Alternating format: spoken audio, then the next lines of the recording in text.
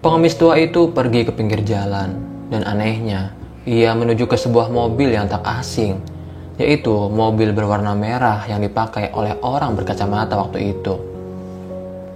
Di sisi lain, Bang Adul masih dengan hati yang gundah kembali ke kontrakan. Ia membersihkan diri dan beristirahat ditemani Izan. Ia meratapi kembali kejadian hari ini yang sangat menyedihkan. Semua uang dagangannya ludes diambil mantan anak buahnya. Lalu bagaimana besok Bang Adul bisa berjualan lagi? Belum, nanti ia akan menjenguk Ajmal yang sedang dirawat. Apakah biaya perawatan Ajmal masih kurang? Ia berpikir untuk mencari uang lagi. Tapi bagaimana caranya dengan kondisi yang sekarang? Seperti biasa, Bang Adul mengambil wudhu dan menunaikan sholat di masjid untuk menenangkan diri. Kemudian berdoa memohon bantuan dan petunjuk kepada Allah Subhanahu wa Ta'ala. Ya Allah, berikanlah jalan keluar untuk masalah ini. Saya ingin kembali bekerja mencari rezekimu, juga untuk merawat kucing-kucingku. Bang Adul juga mengingat kelakuan mantan anak buahnya.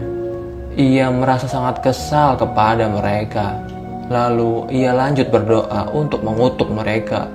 Ya Allah, balaslah. Bang Adul.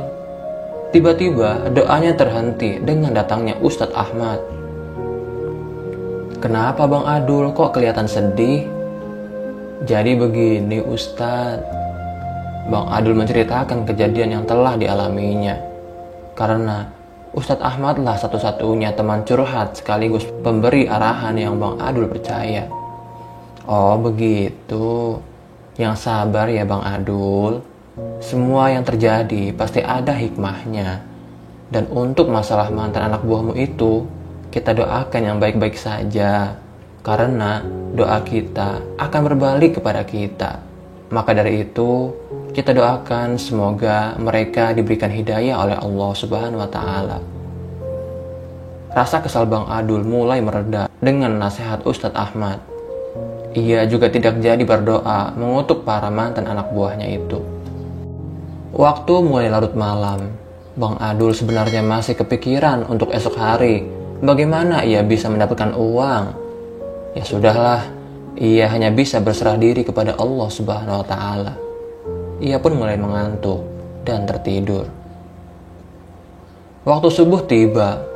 Dengan rasa kantuk yang tersisa, ia kembali berangkat sholat subuh berjamaah. Sepulang dari masjid, ketika ia membuka pintu hendak masuk, tiba-tiba ia menginjak sebuah benda, yaitu benda terbungkus plastik berwarna hitam.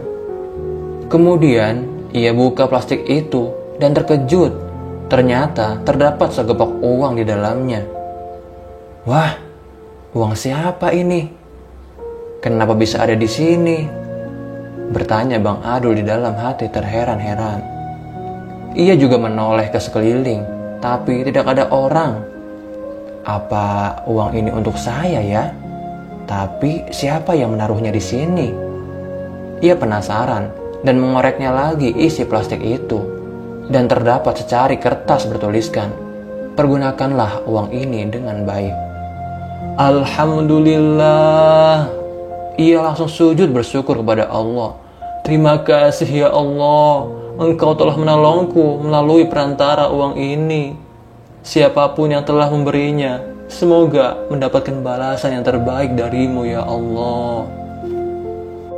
Dari jauh di balik pohon, kembali ada seseorang yang mengamati Bang Adul. Kemudian orang itu tersenyum dan pergi.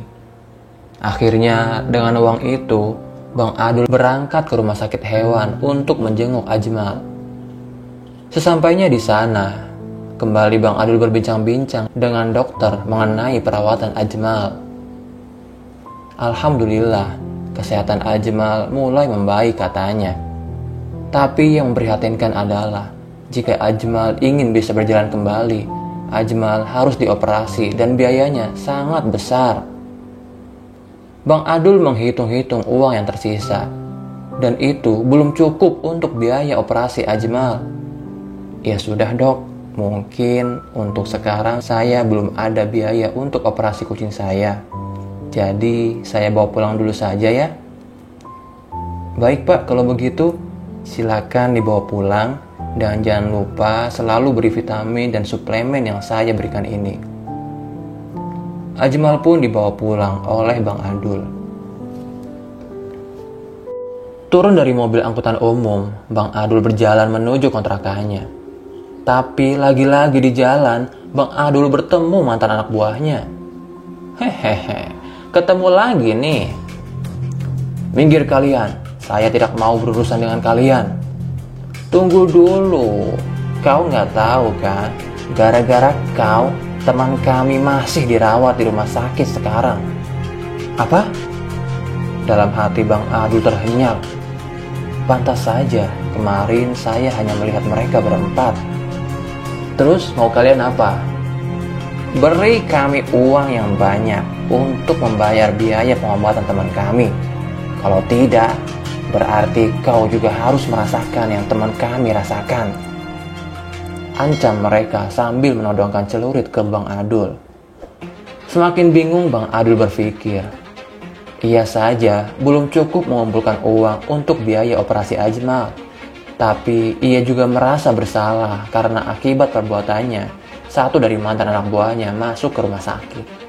Ya sudah, ini sisa uang saya berikan. Hanya itu yang saya punya. Semoga bisa meringankan biaya pengobatan temanmu. Diterimalah uang itu oleh mereka. Oke, kami terima. Tapi nanti kalau kurang, kami akan mendatangimu lagi. Camkan itu. Mereka pun mulai melangkah pergi. Tapi satu dari mereka masih berdiam diri. Ia adalah sahabat dekat orang yang tertusuk itu. Ia masih tidak terima atas apa yang terjadi pada sahabatnya. Dan tidak, uang itu masih belum cukup untuk membalaskan dendamku. Kau harus merasakannya juga. Rasakan ini. Hiya! Dengan amarahnya, ia langsung mengayunkan celurit ke arah Bang Adul. Bang Adul dengan cepat masih sempat menghindar. Tapi naas, celurit itu malah mengenai keranjang yang berisikan Ajmal di dalamnya. Mantan anak buah yang lainnya langsung memegangi dan menyeret teman yang masih penuh amarah itu. Bang Adul dengan dada yang bergetar langsung membuka ranjangnya. Alangkah syoknya, ia melihat celurit itu menancap di paha Ajmal. Darah langsung mengalir.